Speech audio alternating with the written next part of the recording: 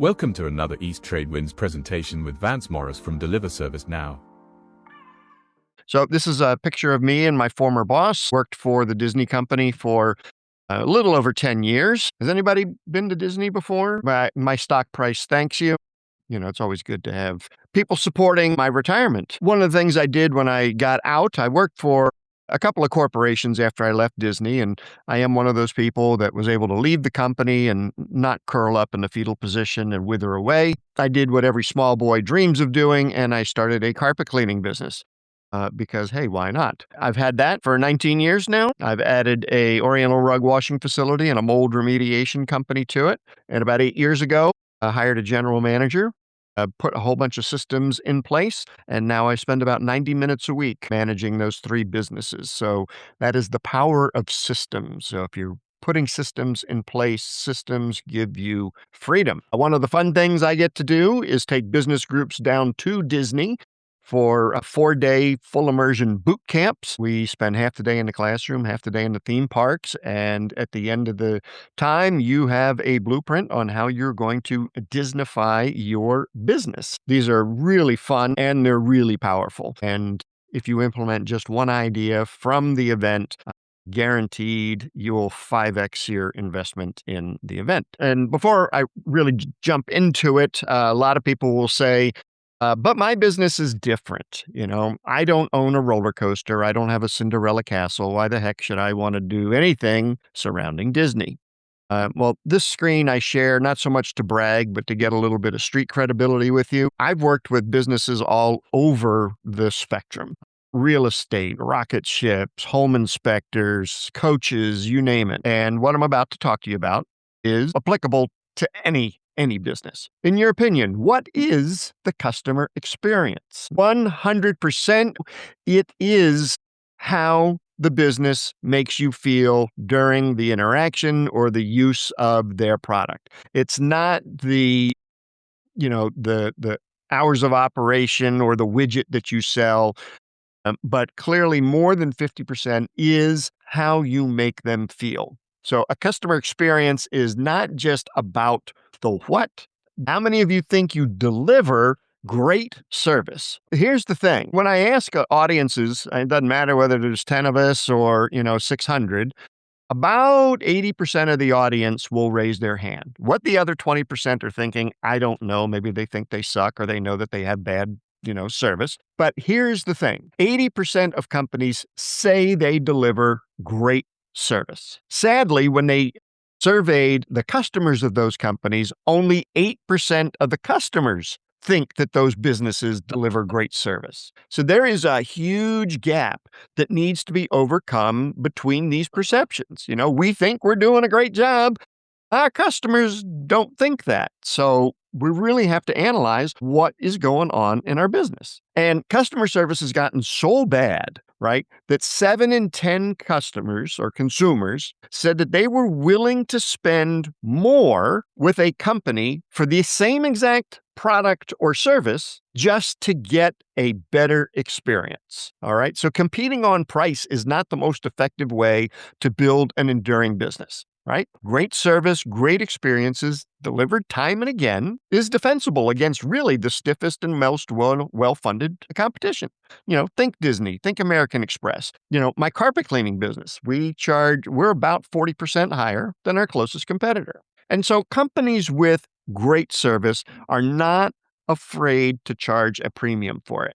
And you can differentiate yourself from the competition by wowing people, okay? Nordstrom's, Whole Foods, Ritz-Carlton, Zappos before they were bought up by Amazon. These are all examples of companies, enormous companies, that focused on the premium customer experience, and we'll all agree they charge premium prices. So how do we get there, right? People always say, show me the money, right? So there is a percentage of the population willing to spend more for the same product or service. I mentioned that already. And way at the tippy top of this pyramid, 10% of the population is willing to spend 31% or more for the same product or service just to get a better experience. So your marketing should be directed at that top 10%. Why wouldn't you? Why would you want to go for the people that aren't willing to spend more? And if you look at these numbers, really, I mean, more than half of the population is willing to spend more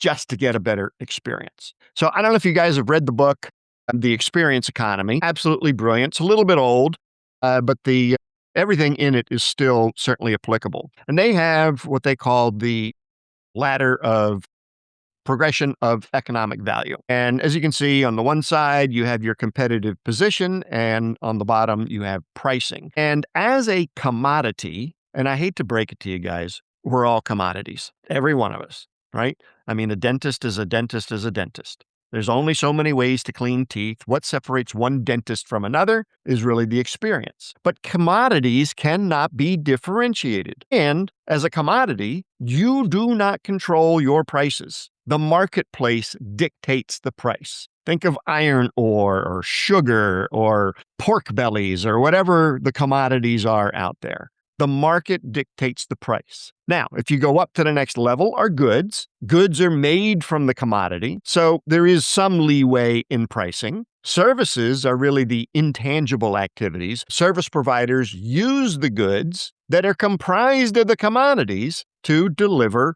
a specific task. So as we're going up this staircase, your competitive positioning is getting stronger and your pricing is getting higher. And at the top are experiences, right? And experiences are how you make people feel. And bottom line, experiences are memorable, and no two people can have the same experience. So let me give you a quick example of this, and let's bake a cake. Okay, so for those of us of a certain age, we remember our mothers making our cake from scratch. She actually touched the commodities: flour, cocoa, sugar, eggs, etc. How much do these things cost? Maybe $1 or $2 to make a cake. I mean, it's only a cup of flour, a cup of sugar, right? So let's just say $2, right? Then came along cake in a box, right? This is our good. The commodities became less relevant because they all got pre-packaged, right? And so you now have the cake in a box and the tub of fake frosting, right? The higher cost is a trade-off for the convenience and the time. And probably if you were to buy these things, you're probably looking $5 each, so maybe $10. Same basic commodities, just packaged differently. And now we're getting 5x the price because of the packaging and how we put it together. Then, of course, you can always go to a bakery or your grocery store and you can get a half sheet cake for, $50, right? That's, at least 5 to 6 times the store-bought or the box, and it's at least 10x the base commodities, right? So people think this is a great bargain, right? Time and energy saved. What do families do now? They completely outsource, right? They go to places like Dave & Buster's. I don't know if you guys have ever been at a Chuck E. Cheese's. I don't recommend it. It's god-awful food. Or American Girl. How many of you have daughters and have purchased an American Girl? Any of you? None of you. Well, you're in Canada, so you probably buy a Canada Girl, right?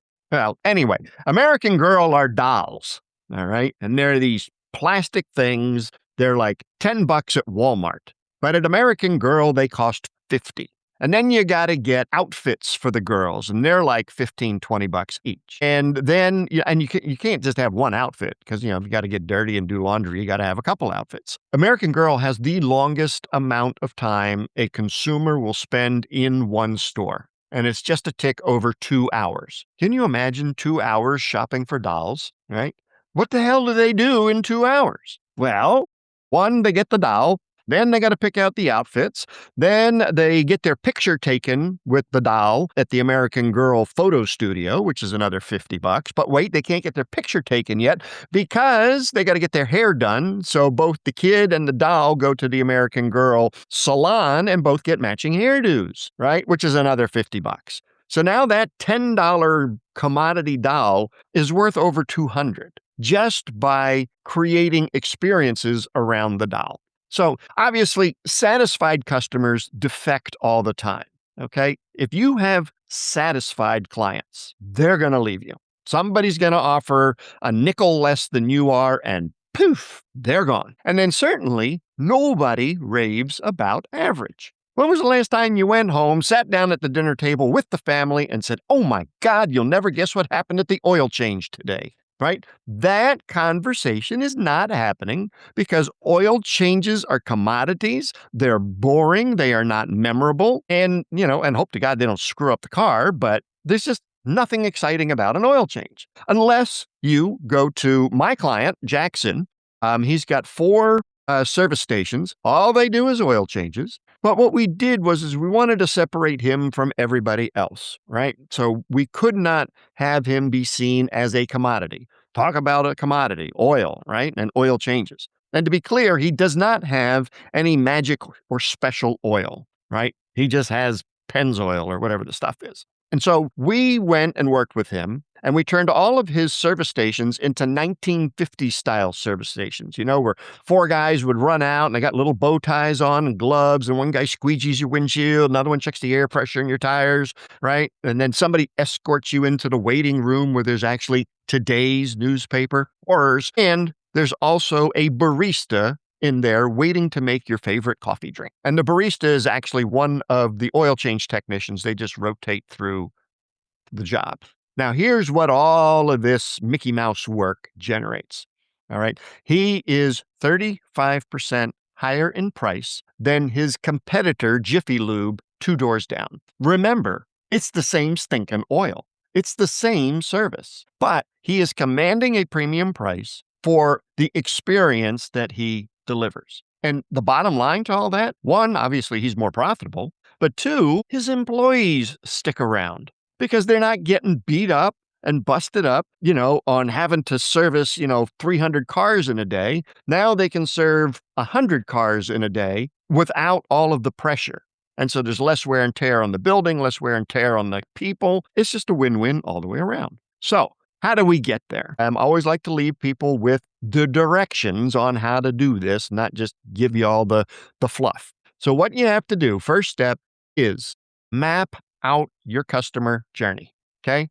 This is not negotiable. There's no way you're going to be able to do what I just said without mapping it out. And you start from the customer's point of view, right? Not your point of view. So what's block number 1? What's the first interaction a customer has with your business? And you put that in block 1. And then what does the client do? What's next? And you map out the entire thing, every spot where you interact with a client. Maybe it's sending an email. Maybe it's sending a package. Maybe it's going over a quote. Maybe it's a coaching call. Whatever it is, you map this thing out. And then once you've got it mapped out, you can look and you figure out how we're going to make it better. All right. Walt Disney called it plussing, right? Constant process improvement. So you'll go back and you'll prioritize because maybe number 1 is not the most important. Maybe, step 6 is. So you come over here, you put the block number 6, and then you're going to write down, what do you currently do? Okay. What's your current mediocre service? And then you're going to brainstorm. And if you have a team, I highly encourage you to get your team members included in this. And how do we make it better? How do we plus our show? And then you go and you implement it. And you do this for each point. And you're going to see, 1, you're going to be able to start creating or commanding premium prices based on the experience that you are delivering. I do have a free gift for everybody if you would like. If you are lacking or not feeling up to coming up with different ways to wow your customers, I did all the work for you, and I'll give you 52 ways to wow your clients without breaking the bank. So 52 low, no-cost ways. 1 wow for every week of the year. We thank you for watching. We meet every Tuesday between 8 and 9 a.m. Eastern. There is no cost and an option to become a speaker too. Find us at easttradewinds.com or on LinkedIn.